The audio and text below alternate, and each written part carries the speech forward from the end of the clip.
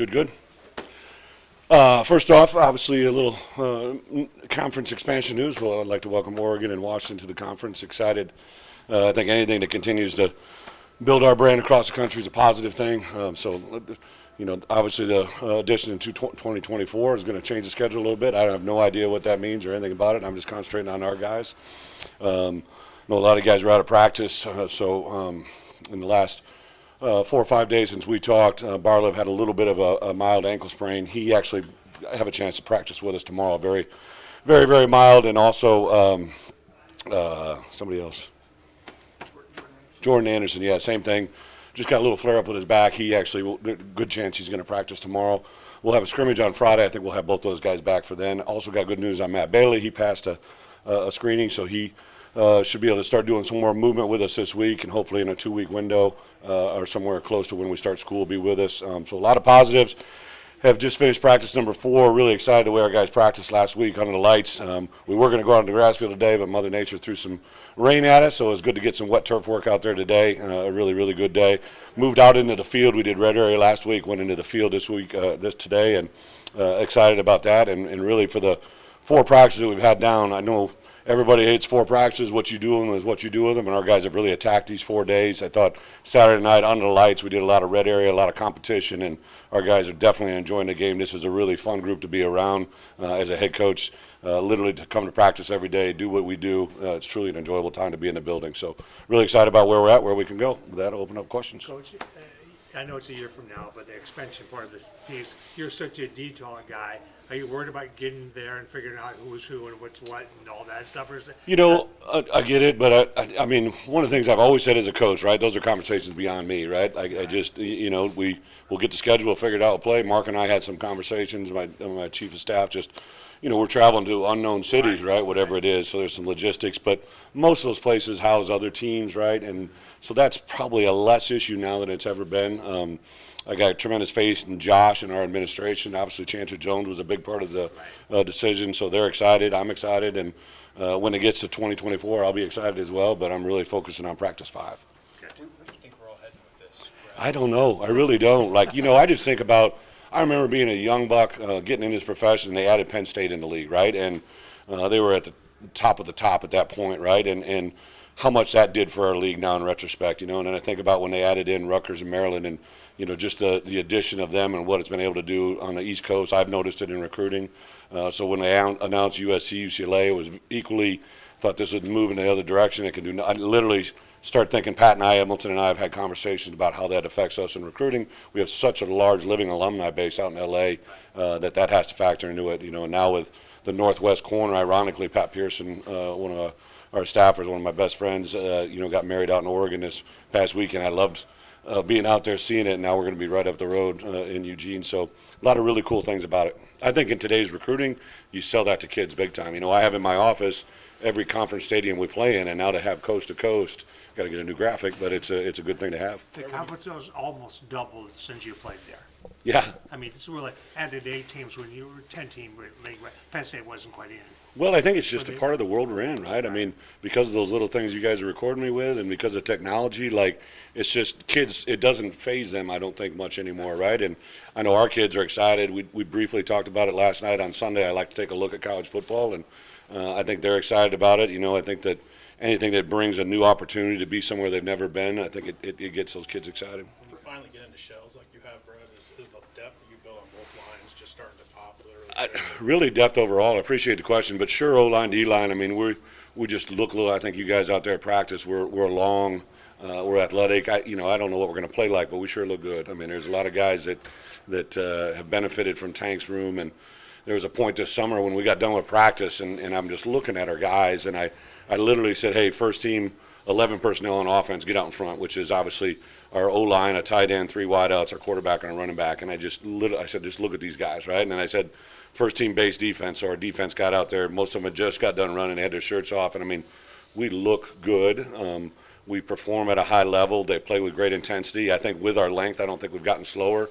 Kids like football. They one of the things that jumped out to me, Jimmy was here for a couple of days, and I asked him on the first couple of days, just kind of observe. You're seeing us for the first time.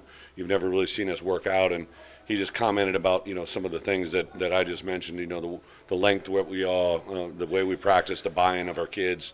I think when I get coaches that are really good coaches from outside coming in for the first time, I really want to hear what they see, and that's really. There's another visitor out here today who's been around a lot of football that said the same thing: the energy, the excitement, the intensity, the way our guys play. On the right side of the line there, it seems like there's a robust competition. Yeah, great question. Can you share with us who the candidates are? I think, as you look at it, over there, Isaiah and Julian have played so well together. Josh, I think, has kind of established who he is at center. At right guard, right tackle, Jordan Slaughter obviously came in, was probably the best sixth man in football for us, and for a lot of teams would love to have a guy like that. He's obviously in the mix. Right tackle, we putting Zai out there who played right guard, but Zai, very athletic, played tackle when he was at JUCO. We knew he could do it, just kind of in our lineup. We put him in a guard last year. A guy that's probably grown as much in this program the last 2 years, Josh Geske, is just an incredibly focused, determined, works his tail off. Just really, really love the growth that he's had. Brandon Henderson, an incoming freshman, is probably offensive line-wise one of those guys that when I was first around him started to work out. I loved him in recruiting, obviously, but when we got him here on campus, literally one day last spring, he played 4 of the 5 offensive positions in one practice. So extremely versatile, extreme high view, football IQ. I would say that core of guys, and there's also some other guys. It could be Hunter Whiteneck in the mix over there. So we're trying to find our best combination. How have you seen Matt Bailey attack these 6 months, and what have you guys done to make sure he keeps trending in that growth direction? Yeah, he's done everything. Matt's a very conscientious. Everything Matt does is very purposeful. His mom's raised him in an environment that, I think everything he does every day when he wakes up has a purpose and a plan. So I knew we had to be diligent to give him the plan, right? Because sometimes he got a little ahead of schedule on his own terms, and he had a little bit of setback here midsummer, but he handled it, persevered for it. I try to grab him at least once or twice a day, have personal interaction. He's intent over on the sidelines. I'm constantly yelling at him to back up because he's trying to creep further out on the field. He's been in really good with our young safeties. So again, the professional side of him, it's always concerned when players miss time, but with him, it probably lessens my concern a little bit. What's Houston Griffin add to your recruiting? Yeah, Houston's been awesome, right? So honestly, so when I first got here, Houston had entered the portal, and I obviously knew his dad, and he entered the portal from Notre Dame. So I reached out to him, but I also reached out to people in that Notre Dame staff, who's now the staff that's at LSU. And when I talked to people, the one thing they said, hey, you judge what you want on football, but as a person, he's everything that you want in your program, da-da-da-da. And I knew his parents. So even though we couldn't get him, right, he went back to Notre Dame, kind of just filed away in my head, when he's done playing, I'd like to get him in the building. So him and his dad came in the spring. I just kind of, hey, what's your thoughts? I didn't want to, I didn't know if he's going to try the NFL.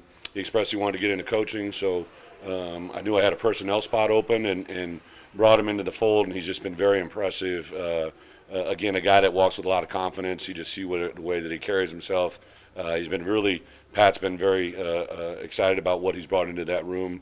But that it's an entry-level deal that he's just kind of being him and showing on the personnel side, but also in our building, he's been around really good coaches. He's been around Brian Kelly. He's been around coaches in his career at LSU that we're excited to get him into the building. What schematically, specifically, has Robbie brought to you guys special teams? What have you seen him like?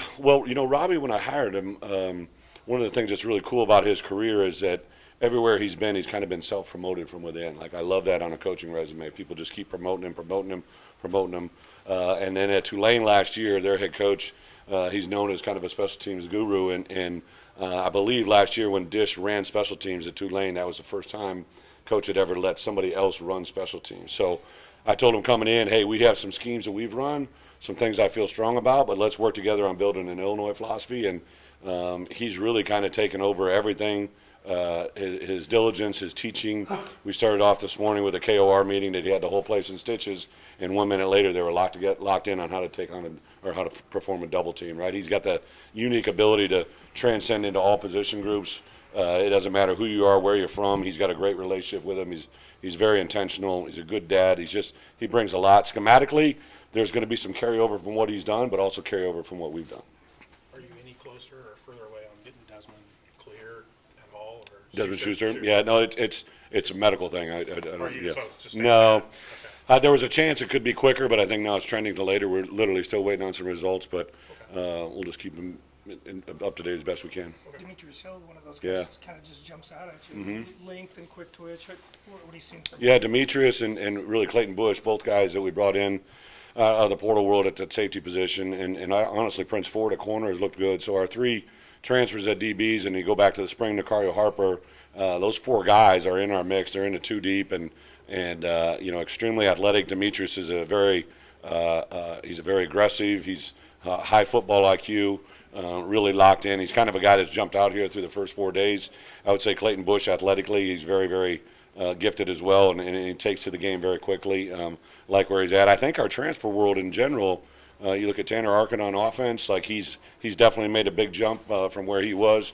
Alex Capta-Jones just came in. He's literally been here less than a month and made 4 or 5 huge catches here in the last 2 or 3 days. So that portal world's continued to treat us pretty good. We don't go into it a lot when we go on. It's very intentional, and it's been good. You've been around some good tight ends. What do you think Tip can do? Yeah, Tip, this year? I just think from a 220-pound kid when we got here to a 265-pound man that he is, I met with NFL scouts today, you just don't see guys like that all that much. The NFL's craving for those big, physical, inline tight ends. I think he'd be the first to tell you he's not there yet, but he works every day. He's very, I think, focused. He has 2 years, but this may be the last, and so we're trying to treat it that way. But his inline blocking, his movement, obviously I think he's going to continue to step forward in the catch department, but really excited what I've seen through 4 days. Just one more about Yeah. Matt Bailey. It seems like he would have the versatility for either of those 2 safety spots back there. How much does that help you as you guys navigate trying to find the spots? In our system, our defense is a little bit multiple, but it's a very easy system. One of the things that I established when we got here is we had, obviously back then, Ryan was coming in from Missouri, had guys from my past, we had guys coming in from outside voices. Aaron had been a couple places, Kevin Kane had coordinated defenses, so we came together and made the Illinois defensive philosophy. And one of our things that we said defensively is we knew we were going to have a lot of young players come in and quickly. Now, when young doesn't necessarily mean freshmen. What I mean that is there's new players to the room through the transfer portal, through high school, through JUCO. We wanted them to be able to play quickly, so we had to keep it simplistic. So there is a little bit of, the safeties are interchangeable, but if you look at last year, what Sid did versus what Smith did, those are 2 different positions. At times they interchange, but I see Matt more in that Sid role, right? But he does have the ability to do a lot of different things and he's got high football IQ. It's hard not to notice Malik Elzy Yeah. out there. So we know what he can do as an athlete. What's the learning curve like for him? Yeah, Malik has been very impressive. Even really going back to the summer when he got here, everybody just talks about his presence, his physical awareness. He's a guy that's very driven. I texted him. I think it was 9:30 last night, and I've been making an edit. I said, hey, I want to get together with you this week just to kind of talk about where you're at. He just consumes everything. Very impressive athlete. I was the very first day of practice, I was on the far end, and I saw 2 catching kicks. And I thought we had switched Caden Fagan from 3 to 2. I'm like, is that Caden? And I got up close, and it was Malik.